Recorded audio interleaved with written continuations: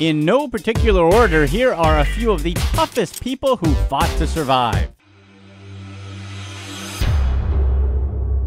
Number 8. Adrian Carton de Wiart. Surviving one war makes anyone tough. Surviving 4 wars essentially makes that person Superman. Adrian Carton de Wiart fought and survived in 4 wars, including both world wars, while being shot in the stomach, groin, head, hand, ankle, hip, and leg. He also survived 2 plane crashes. Oh yeah, he also managed to escape from an Italian prison of war camp, where he finally was able to escape on his 5th attempt. Just to show how tough he is, he once tore off his own fingers when a doctor refused to amputate them. Just wow. In World War I, he was severely wounded on 8 occasions. Having previously lost an eye and a hand in battle, Carton de Wiart, as commanding officer, was seen by his men pulling the pins off grenades out with his teeth and hurling them with his one good arm during a battle. While recuperating from all the injuries, Carton de Wiart received a glass eye, but it caused him such discomfort that he allegedly threw it from a taxi and decided just to wear an eye patch. During the Second Battle of Ypres, the Germans launched an artillery barrage in which Carton de Wiart's left hand was shattered. Yep, that's when he tore off 2 of his fingers because the doctor refused to amputate them. Amazingly, Carton de Wiart lived to the old age of 83. What's the toughest thing you've ever done? Let us know in the comments section and do us a big favor and hit that like button. Number 7. MAURO PROSPERI. Imagine having to run an ultra marathon. That's already painful enough. But imagine having to run a marathon in the desert. The Marathon des Sables has been called the toughest foot race on Earth. This 6-day annual ultra marathon covers 156 miles, roughly the same as 6 regular marathons. It takes place in the Sahara Desert, specifically southern Morocco. This is the event that pushed Italian police officer and former Olympic pentathlete MAURO PROSPERI to the limit. He decided to take on a new challenge and entered the race in 1994. To make a long story short, everything was fine until the 4th day. Elevated temperatures of 115 degrees Fahrenheit and high winds brought on an unexpected sandstorm that caused organizers to pause the race for the day. While other competitors waited out the storm, MAURO decided to continue because he didn't want to lose his spot in the race. However, that proved not to be the smartest decision. Because he couldn't tell where he was going in the storm, he completely got lost. After 24 hours, he ran out of food and water. In an attempt to stay hydrated, Prosperi sucked on wet wipes, licked morning dew off rocks, and drank his own pee while it remained relatively clear.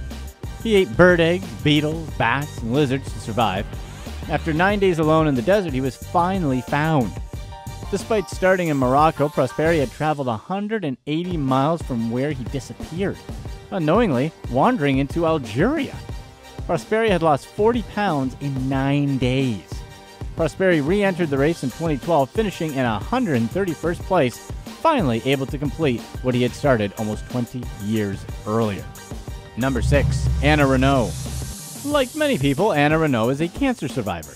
The difference with Anna is that she's had cancer 9 times.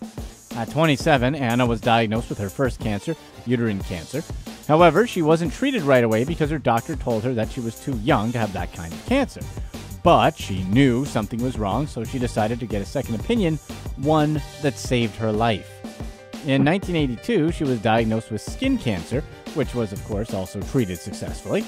Other cancer diagnoses and surgeries followed. Colon cancer, a second colon cancer, ovarian cancer, a second ovarian cancer, breast cancer, and metastatic breast cancer. Many times, Anna lived through dangerous surgeries. In one surgery, she almost bled to death because the doctor failed to notice that she had a bleeding disorder.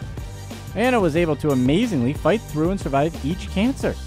Despite everything she's experienced, Renault stays positive about her life.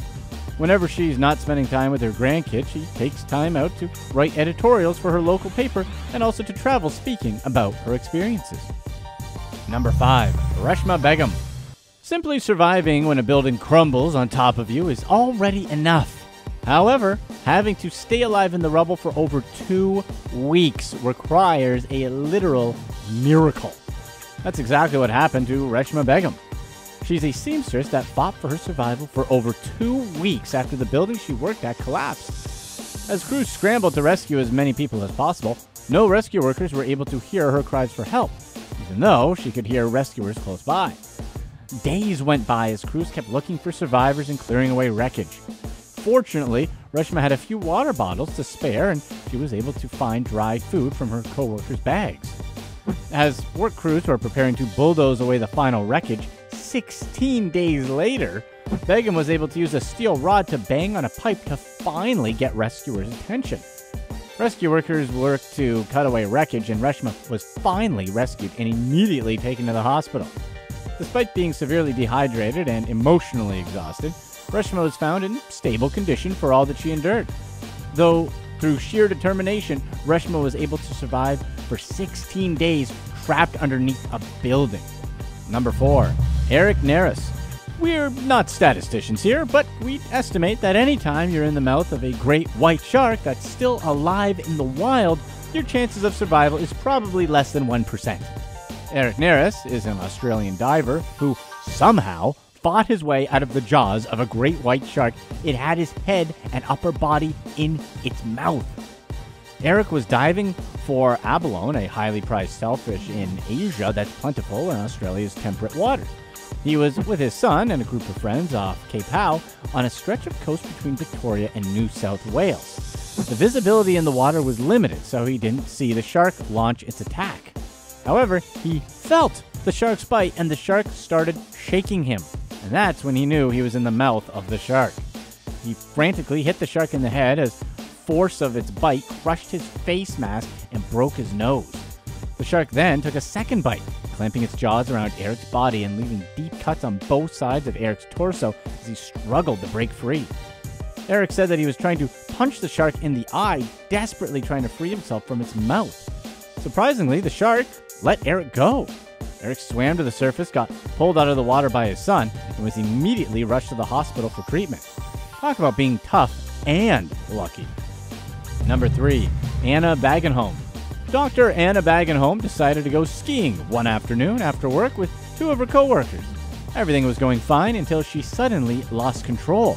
She fell headfirst onto a layer of ice on a frozen stream near a waterfall and landed on her back. However, unfortunately for her, a hole began to open up and she was pulled into the freezing cold water, with her body being trapped underneath the ice. Her co-workers tried their best to pull her out, but had no luck. Fortunately, she was able to find an air pocket underneath the ice.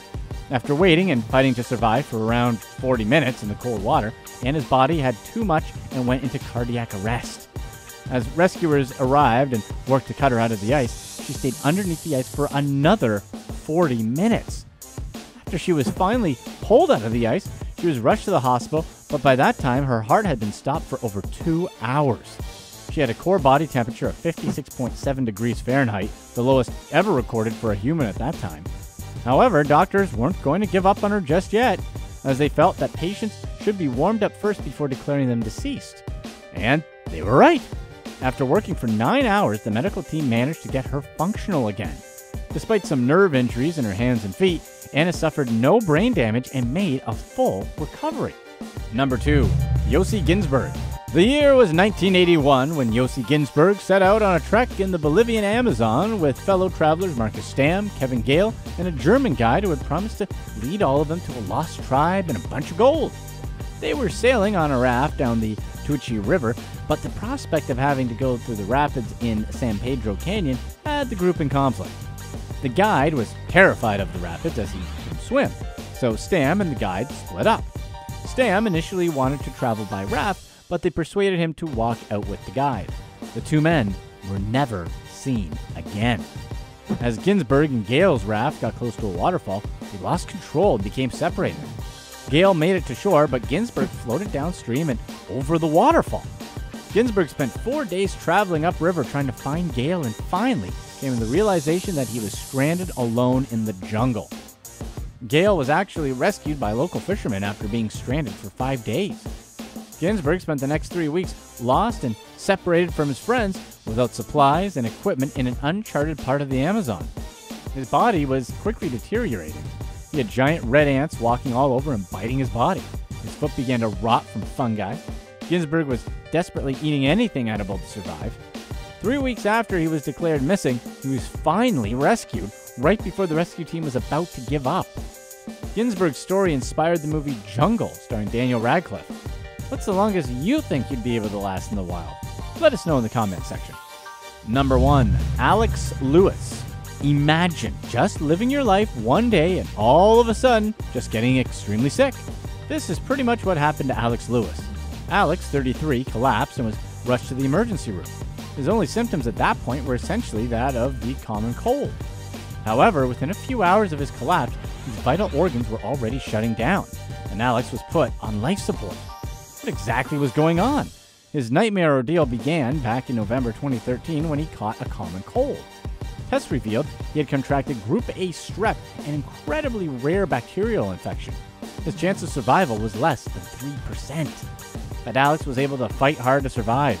Alex spent a week in a coma as the deadly bacteria essentially destroyed much of his body. Alex's feet, fingertips, arms, lips, nose, and part of his ears turned black, and doctors were forced to amputate both his legs above the knee and his left arm. He was also lost part of his nose and his lips.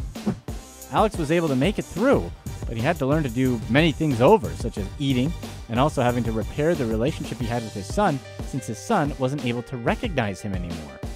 Alex is still having to pay for all the prosthetics that he needs, and if you want to help, the link to help out Alex is in the description for this video.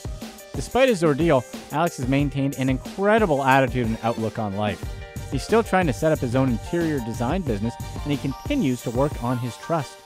He says that he couldn't be happier.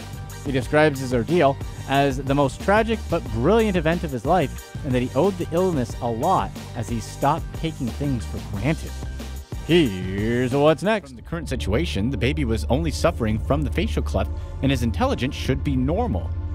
The baby was determined to be needing at least 2 surgeries, which would sew up the clefts on the surface of the skin, deep muscle, and then reconstruct the facial bones.